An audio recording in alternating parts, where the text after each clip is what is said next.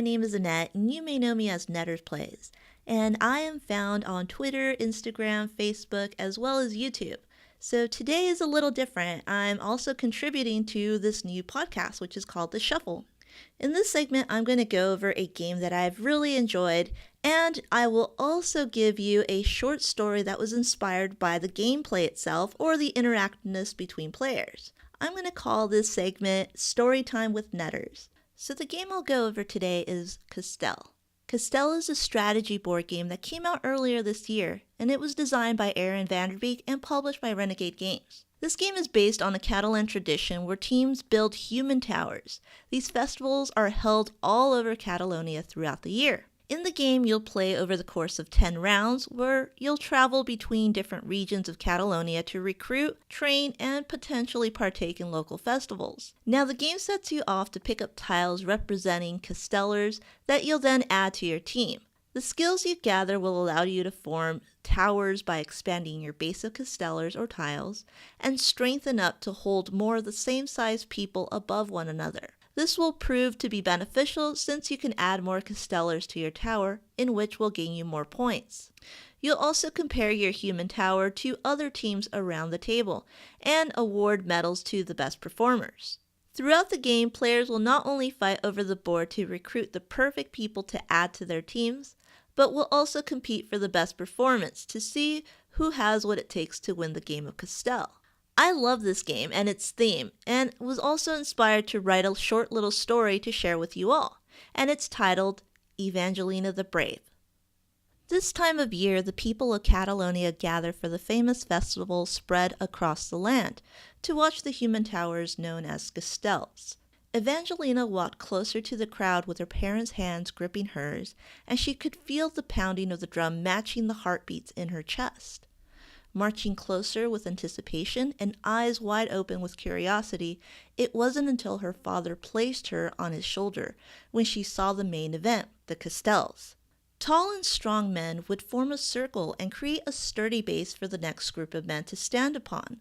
Along came the women that climbed this tower and rose up supporting each other from shoulder to shoulder. Finally came a child that glanced her way before they started climbing from one person onto another, until they reached the top and triumphantly threw their arm in the air. The crowd cheered as the human tower disassembled with great swiftness. Evangelina's heart raced as the team carried the young child away on their shoulders, and the crowd cheered for their home team. She saw how proud the child was that they were representing their small village, and dreamed that one day she could be a Casteller. She begged her family for weeks to take her to the next festival. They were proud that she was taking such interest in their culture, but worried that she wanted more than just to see the Castell. Her parents knew that she wanted to be a part of the Castell and how dangerous it could be. Evangelina couldn't just give up. She had to find a way. Evangelina began to secretly stack chairs upon tables and climb them in the kitchen. She imagined the crowd cheering her name until her mother would find the kitchen in disarray. She was forbidden from even thinking about being a Casteller, but that didn't stop her.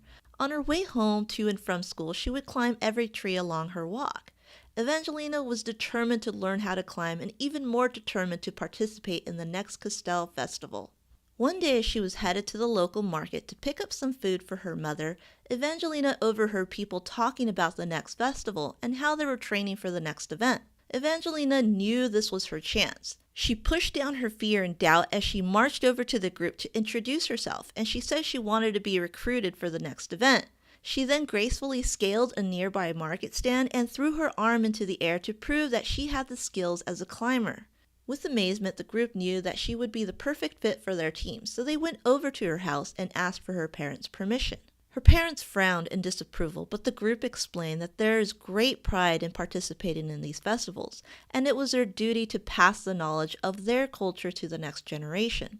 These Castells are formed from men, women, and children in the community. They try to make it safe as possible by training throughout the year and learning new skills along the way. They also mentioned that Evangelina is a great climber and would prove a major asset to the team.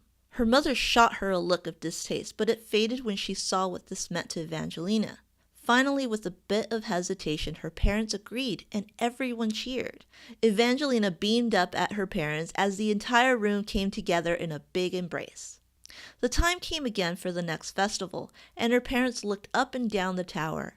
The men at the base locked their strong arms together as nimble women assembled to form the tower. Finally, their eyes rose to the top to see their brave little Evangelina ascending the tower and throw her arm into the air with a smile upon her face, and the community supporting her below. Well, thank you so much for listening, and I hope you enjoyed the story and the segment. This is a small contribution that I'll be making every month for the Shuffle. Again, make sure to follow me at Nettersplays on Twitter, Facebook, Instagram, and of course, YouTube. Thanks so much, and I'll see you next time. Bye!